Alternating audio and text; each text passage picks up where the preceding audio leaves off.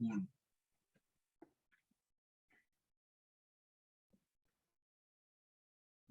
Bueno, ante todos ustedes, tengan ustedes muy buenos días. En esta oportunidad voy a exponer básicamente un tema interesante de lo cual trata artritis reumatoide, últimos enfoques de tratamiento, ¿no? Esta exposición va dirigido al personal de salud debido a que ha cambiado últimamente el enfoque, ¿no?, terapéutico, a la cual se ha ido cambiando en los últimos años, ¿no?, el artritis reumatoide en comparación con años anteriores. Soy médico residente segundo año de reumatología en el Hospital Nacional Alberto Saboal Soloburen, haciendo la especialidad de la unidad de posgrado de la Universidad Nacional Mayor de San Marcos. Mi nombre es Denis Gabriel Mamani Ramos. Bueno, como una breve introducción, ¿no?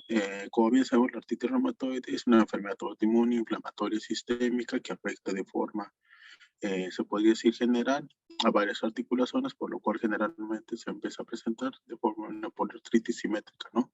Aditiva, nos dice crónica, ¿no?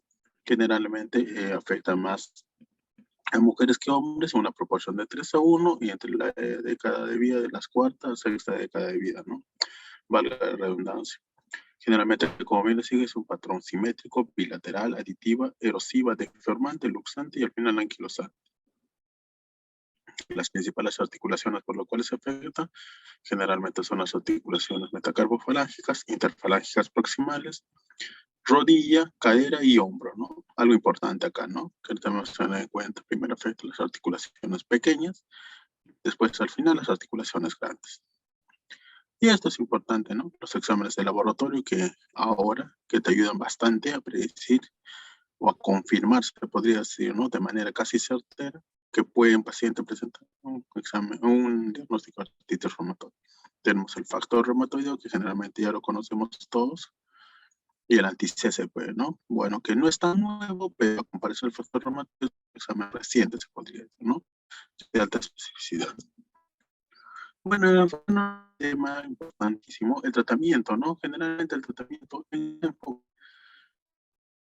pilar del tratamiento de la artritis reumatoide enfocado a los famosos DIMAR, ¿no? ¿Qué son los DIMAR? Son los fármacos indicadores de la enfermedad, ¿no? Tenemos un grupo, los fármacos sintéticos y los fármacos biológicos. Los DIMAR biológicos, ¿no? Los DIMAR sintéticos tenemos los famosos convencionales que siempre empezamos a utilizar.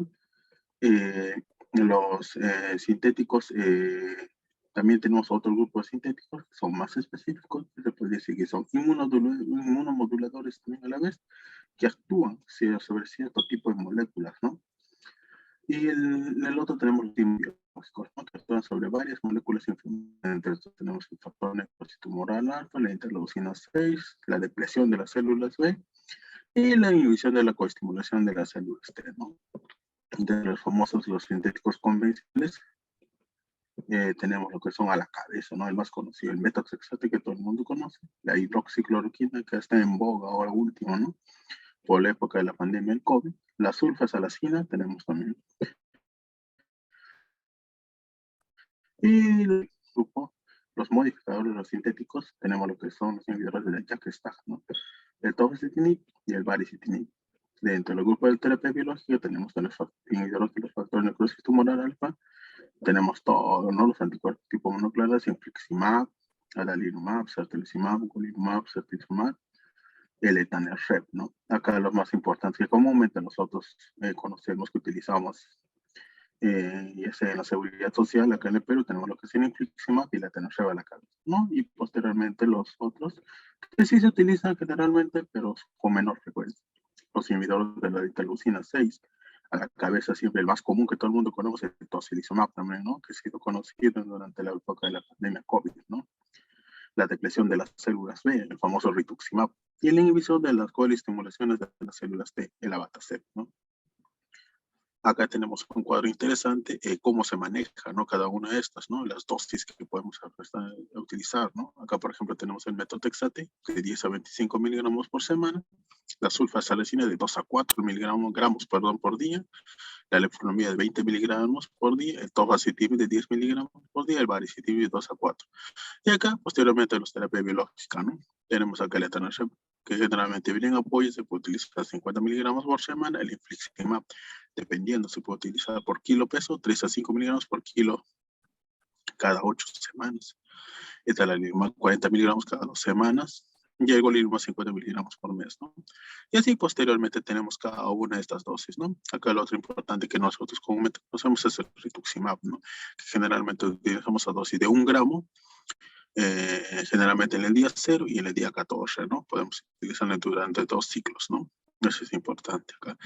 Algo importante también hay que tener en cuenta la forma de presentación de algunos tipos de medicamentos, ¿no? Como bien sabemos, el rituximab viene en una ampolla de 500 miligramos, el etanacil viene en una ampolla de 50 miligramos, y así podemos calcular cada uno de estos, ¿no?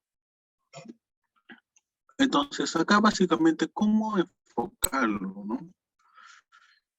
Básicamente, el pilar de tratamiento, como bien les dije, siempre tenemos que empezar a la cabeza con DIMAR. ¿Y cuál es el DIMAR de elección que se debe utilizar? Es el metotrexate. El metotrexate es el DIMAR de elección a la cabeza y en toda parte del mundo siempre van a decir que el primer tratamiento de elección, y aunque no lo crean, en comparación con otro tipo de tratamientos, mejores siempre es el metotrexate a la cabeza. Se le puede añadir con corticoides, efectivamente, pero generalmente es un corticoide a corto plazo, porque debido a que muchas veces, para que haga efecto este medicamento, el DIMAR, metotrexate, tiene que pasar al menos una semana.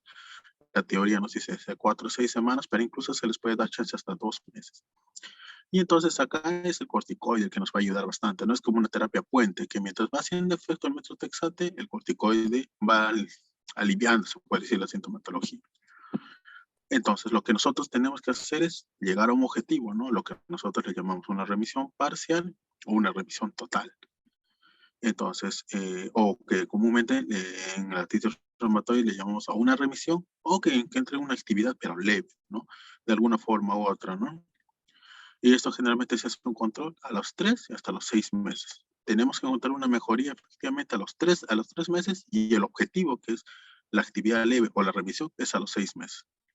Si acaso no nos funciona esto, se le puede optar por añadir a otro DIMAR, ¿no? Otro DIMAR, ¿cuál sería? Podría ser, como bien les dije, la leflunomida o la sulfasalacina, ¿no? Nos puede ayudar bastante. ¿Qué quiere decir una terapia doble? 2 DIMARs. Igual, se les hace un control hacia los 3, 6 meses. No funciona, podemos optar ya por la siguiente terapia, ¿no? Que es la terapia biológica, ¿no? Que nos podría utilizar acá. Tenemos lo que son los inhibidores del factor necrosis tumoral alfa, ¿no? Como les dije, el infliximab y el etanercept. O también podría utilizarnos otro tipo de terapia biológica como es el rituximab, ¿no? Pero lamentablemente muchas veces no es así tanto en la realidad debido a que muchas veces las guías del Perú no se adecuan mucho a las guías internacionales, ¿no? Acá tenemos un esquema interesante, ¿no? Cómo empezamos. Los AINES, fármacos modificadores, generalmente como les dije a la cabeza, el metotrexate. O también puede ser la economía, pero un DIMAR generalmente convencional. Los AINES más el metotrexate no funciona, podemos aumentar una terapia doble, incluso nos dice que podemos aumentar una terapia triple, ¿no? El metotrexate y el cicloroquina se puede hacer así. No funciona, podemos optar el siguiente etapa de tratamiento, que es el TTNF, ¿no? Etanercept, infliximab, habitualmente, generalmente, más metotrexate. ¿Qué nos quiere decir? Que cuando iniciamos la terapia biológica tenemos que iniciarle también, tenemos que darle concomitantemente un DIMAR. Y después, posteriormente, no nos funciona, podemos optar otro tipo de terapia biológica, ¿no? En este caso utilizamos el rituximab, ¿no? En este caso, lo comúnmente que utilizamos en la seguridad social. Entonces, básicamente, hablando de eso, ese es un famoso los enfoques de tratamiento. ¿Y qué nos dice, no? La última guía del 2021 del Colegio Americano de Reumatología, ¿no? Que generalmente acá, como bien sabemos, nos dice que el metotrexate es el medicamento de primera elección, ¿no?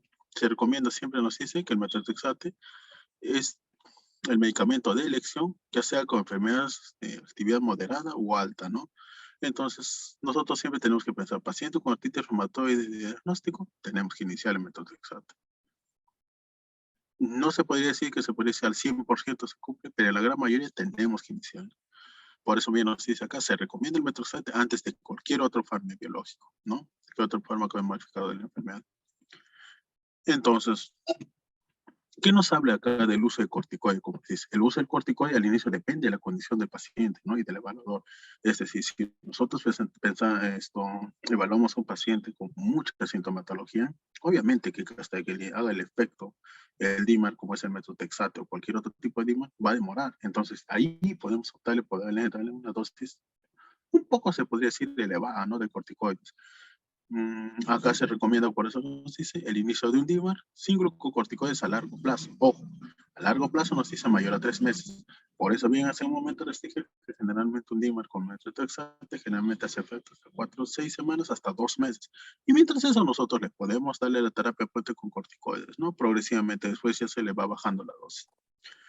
Entonces, el inicio del ajuste de la dosis del metotrexate a una dosis semanal de al menos 15 miligramos entre las 4 o 6 semanas, ¿no? Se recomienda condicionalmente sobre el inicio.